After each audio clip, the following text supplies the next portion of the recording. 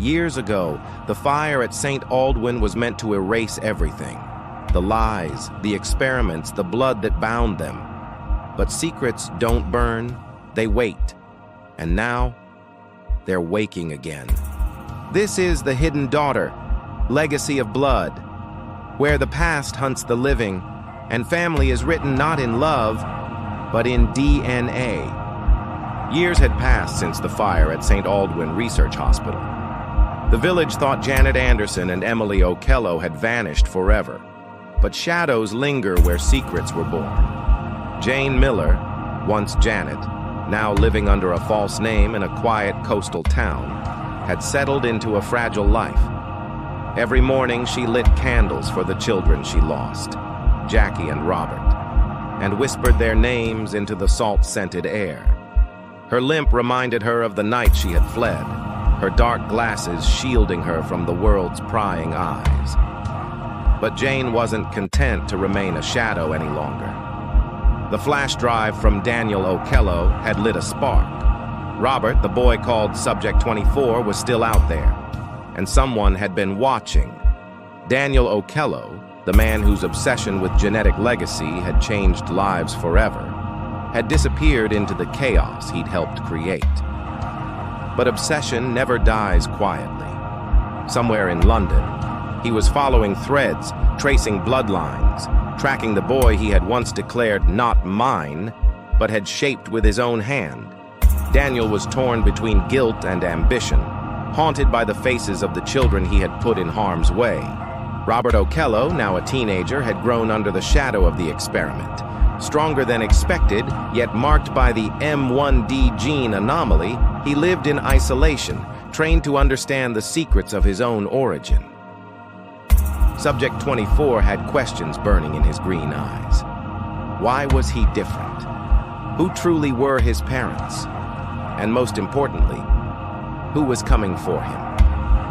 As Jane prepared to step out of hiding, Daniel's shadow loomed ever closer, and Robert's world teetered on the brink of discovery. The next chapter of blood, secrets, and revenge was about to unfold, where every choice would ripple through generations, and the past would no longer remain buried. The wind tore across the cliffs, carrying the salt and metal scent of the northern sea. Jane Miller stood by the window of her rented cottage, a single candle flickering beside her. Outside, the waves crashed like thunder, relentless and unforgiving. She traced her fingers over the laptop screen, the flash drive still warm from the USB port. Robert, the boy she had long thought lost, was alive, and every image of him, every twitch of his green eyes, pulled at something deep within her. The grainy video on the screen showed Robert standing in a dimly lit hospital corridor, his small frame shadowed and stiff. "Mom?" he said softly, and the single word ricocheted in Jane's chest, an echo of every decision, every loss, every moment she'd buried under a veil of false identity. She closed her eyes. The fire at St. Aldwin had destroyed the hospital, the files, and most of the evidence of Daniel Okello's experiments. But it hadn't destroyed him, and it hadn't erased the genetic legacy that connected her to Robert, a legacy she could no longer ignore. 3 weeks later, Jane moved through London with the fluid caution of someone who had spent years in hiding. Dark glasses hid her eyes, a hooded coat hid the tilt of her shoulders, a subtle limp marking her passage. The city thrummed with noise, but Jane only heard the pulse of her mission. Find Robert, protect him, and understand the truth of what Daniel Okello had left in his wake. Daniel was already in motion, she knew. The man had vanished after the hospital fire, leaving fragments of his obsession behind, like breadcrumbs for a predator, or a father twisted by guilt and science. Jane's phone vibrated, a muted buzz in the trenchcoat pocket. She answered carefully. "Jane Miller," she said, voice low and steady. "Mrs. Anderson," a clipped male voice replied. "We need to talk about Robert Okello." Jane's stomach dropped. Daniel. Meanwhile, Robert's world had changed. The boy had grown taller, his green eyes as sharp and inquisitive as ever, yet shadowed by the knowledge that he was not like other children. In a hidden facility far from public view, Robert had been monitored, tested, and trained. Not in the cruel sense of discipline, but in the careful, clinical way of those who wanted to understand his rare genetic makeup. He knew the basics of his origin. He was Subject 24, the product of a recombined embryonic sequence, a living experiment created from Jane and Emily's DNA.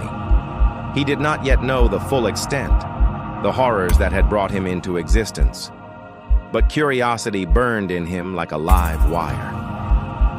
That evening, alone in his modest apartment, Robert's fingers traced the edges of a folded photograph. His mother, Emily, as a child, and Jane, holding him briefly before the fire. Memories he had never experienced felt like fragments of his own consciousness. He was determined to find her, to know her. Back in London, Jane's investigation led her to the outskirts of the city, a derelict building that had once been a testing site for genetic trials funded by obscure private organizations. Rusted fences barred entry, but her knowledge of old blueprints and her patience from years of secrecy allowed her to slip inside unnoticed. The air smelled of antiseptic and decay. Shadows clung to the corners. Jane's heart raced. Every creaking floorboard, every dripping pipe echoed like footsteps. And then she heard a voice, familiar, commanding, and cold. "You shouldn't be here, Jane." She turned sharply. Daniel Okello stepped from the shadows, coat wet, hair mussed, eyes hollow but calculating. His presence radiated tension, danger, and the weight of someone who had already destroyed much of the world she had known. "Daniel," she whispered, fury and fear mingling in her tone.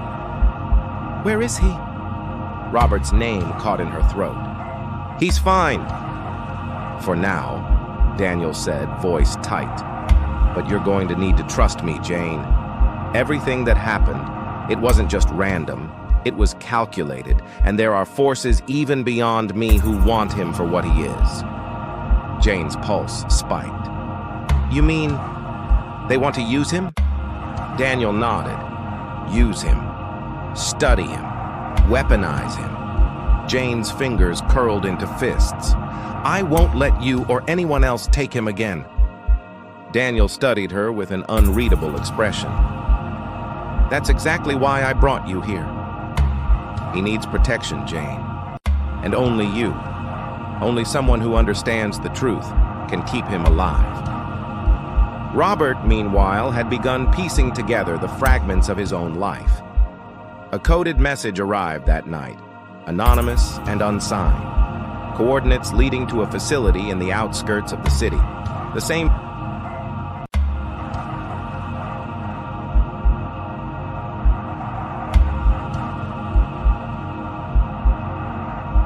facility Jane had infiltrated. Something deep in his gut told him it was not a trap. He prepared, checked the bag he carried with supplies, and stepped into the rain-slick streets, heart pounding. Each step was heavy with uncertainty and hope. At the same time, Daniel had alerted him to Jane's presence in the facility. "She's coming for you, Robert," he had said, "and she carries the only key to understanding everything." Inside the abandoned building, Jane advanced, cautious and determined. Every corridor felt like a memory, every darkened room a reminder of the horrors Daniel had orchestrated. Then she reached the main lab, a cavernous space, faintly lit by flickering fluorescent tubes. And there, standing quietly, was Robert. The boy looked at her with wide, green eyes, disbelief and recognition battling for dominance. Jane froze. This was the moment she had feared and longed for. "Robert," she whispered, approaching slowly. He stepped back, unsure. Who are you?" Jane knelt, keeping her distance but opening her arms slightly. I am someone who has been searching for you. Someone who loves you. My name is Jane, and I am your family." Robert's eyes filled with tears. Confusion, relief, fear. I thought I was alone. No, Jane said firmly. You've never been alone. Not really. Outside, the rain pounded like the echo of 1,000 secrets. Daniel watched from a shadowed alcove, silent, calculating. He knew this reunion was dangerous. Others were tracking Robert, drawn by whispers of the M1D gene and the boy's unique DNA.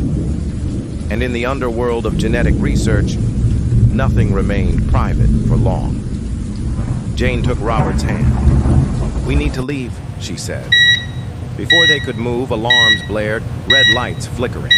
Daniel's eyes widened. "They found us," he muttered.